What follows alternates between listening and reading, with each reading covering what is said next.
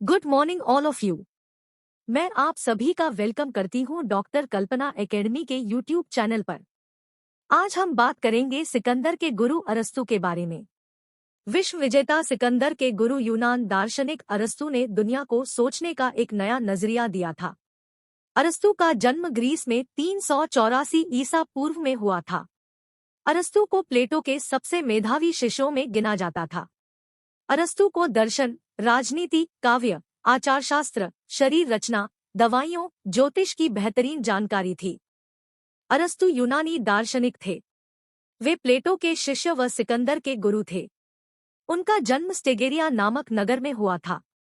अरस्तु ने भौतिकी, आध्यात्म, कविता, नाटक, संगीत, तर्कशास्त्र, राजनीति शास्त्र, नीतिशास्त्र, जीव विज्ञान सहित कई विषयों पर रचना की।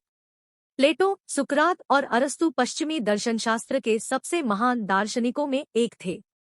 उन्होंने पश्चिमी दर्शनशास्त्र पर पहली व्यापक रचना की, जिसमें नीति, तर्क, विज्ञान, राजनीति और आध्यात्म का मेलजोल था। भौतिक विज्ञान पर अरस्तु के विचार ने मध्ययुगीन शिक्षा पर व्यापक प्रभाव डाला और इसका प्रभाव पुनर्जागरण पर भी पड़ा। अंतिम रूप से न्यूटन के भौतिकवाद ने इसकी जगह ले लिया। जीव विज्ञान उनके कुछ संकल्पनाओं की पुष्टि 19वीं सदी में हुई। उनके तर्कशास्त्र आज भी प्रासंगिक है। उनकी आध्यात्मिक रचनाओं ने मध्ययुग में इस्लामिक और यहूदी विचारधारा को प्रभावित किया और वे आज भी क्रिश्चियन, खासकर रोमन कैथोलिक चर्च को प्रभावित कर रही है। अरस्तु ने अनेक रचनाएं की थी, जिसमें कई नष्ट हो गई। अरस्तु का राजनीति पर प्रसिद्ध ग्रंथ पॉलिटिक्स है। अरस्तु ने जंतु इतिहास नामक पुस्तक लिखी। इस पुस्तक में लगभग 500 प्रकार के विविध जंतुओं की रचना, स्वभाव, वर्गीकरण, जनन आदि का व्यापक वर्णन किया गया। जन्म। अरस्तु का जन्म 384 में हुआ और मृत्यु 322 ईपू में हुआ था और वह 62 वर्ष तक जीवित रहे। उनका जन्म स्थान स्तागिरस नामक नगर था। उनके पिता मकदूनिया के राजा के दरबार में शाही वैद्य थे। इस प्रकार अरस्तु के जीवन पर मकदूनिया के दरबार का काफी गहरा प्रभाव पड़ा था। उनके पिता की मौत उनके बचपन में ही हो गई थी। शिक्षा। पिता की मौत के बाद 18 वर्षीय अरस्तु को उनके अभिभावक ने शिक्षा पूरी करने के लिए बौद्धिक शिक्षा केंद्र एथेंस भेज दिया। वह वहां पर 20 वर्षों तक प्लेटो से शिक्षा पाते रहे। पढ़ाई के अंतिम वर्षों में वो स्वयं अकादमी में पढ़ाने लगे। उनके द्वारा द लाइसियम नामक संस्था भी खोली गई। अरस्तु को उस समय का सबसे बुद्धिमान व्यक्ति माना जाता था, जिसके प्रशंसा स्वयं उनके गुरु भी करते थे। अरस्तु की गिनती उन महान दार्शनिकों में होती है जो पहले इस तरह के व्यक्ति थे और परंपराओं पर भरोसा न कर किसी भी घटना की जांच के बाद ही किसी नतीजे पर पहुंचते थे। प्लेटो के निधन के बाद 347 ईस्वी पूर्व में प्लेटो के निधन के बाद अरस्तु ही अकादमी के नेतृत्व के अधिकारी थे, किंतु प्लेटो की शिक्षाओं से अलग होने के कारण उन्हें यह अवसर नहीं दिया गया। एत्रानियस के मित्र शासक हिमयाज के निमंत्रण पर अरस्तु उनके दरबार में चले गए। वो वहां पर 3 वर्ष रहे और इस दौरान उन्होंने राजा की भतीजी हिपिलिस नामक महिला से विवाह कर लिया। अरस्तु की ये दूसरी पत्नी थी। उससे पहले उन्होंने पिथियस नामक महिला से विवाह किया था, जिसके मौत के बाद उन्होंने दूसरा विवाह किया था। इसके बाद उनके यहाँ निकोमैक्स नामक पुत्र का जन्म हुआ। सबसे ताज्जुब की बात यह है कि अरस्तु के पिता और पुत्र का नाम एक ही था। शायद अरस्तु अपने पिता को बहुत प्रेम करते थे, इसी वजह से उनकी याद में उन्होंने अपने पुत्र का नाम भी वही रखा था। सिकंदर की शिक्षा।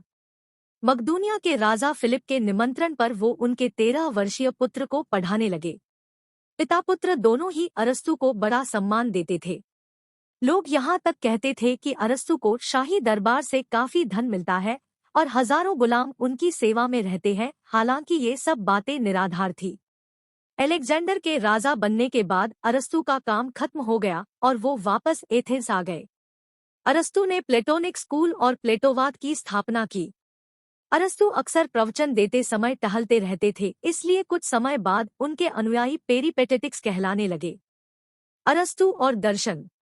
अरस्तु को खोज करना बड़ा अच्छा लगता था, खासकर ऐसे विषयों पर जो मानव स्वभाव से जुड़े हों, जैसे कि आदमी को जब भी समस्या आती है वो किस तरह से इनका सामना करता है और आदमी का दिमाग किस तरह से काम करता है। समाज को लोगों से जोड़े रखने के लिए काम करने वाले प्रशासन में क्या ऐसा होना चाहिए जो सर्वदा उचित तरीके से काम करे?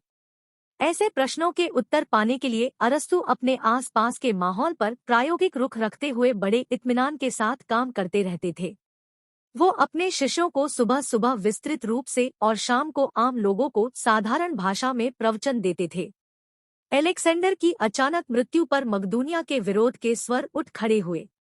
उन पर नास्तिकता का भी आरोप लगाया गया। वो दंड से बचने के लिए चलसिस चले गए और वहीं पर अलेक्जेंडर की मौत के 1 साल बाद 62 वर्ष की उम्र में उनकी मृत्यु हो गई। इस तरह अरस्तु महान दार्शनिक प्लेटो के शिष्य और सिकंदर के गुरु बनकर इतिहास के पन्नों में महान दार्शनिक के रूप में अमर हो गए। कृतियां। अरस्तु ने कई ग्रंथों की रचना की थी, लेकिन इनमें से कुछ ही अब तक सुरक्षित रह पाए हैं।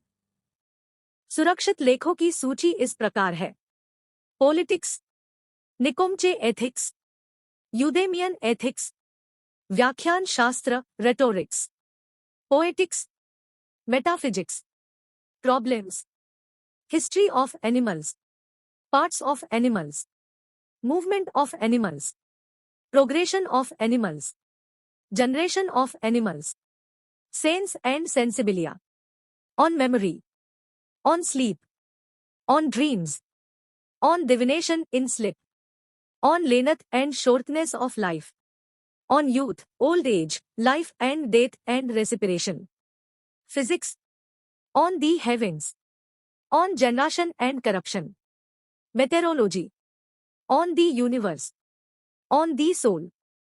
जय हिंद, जय भारत।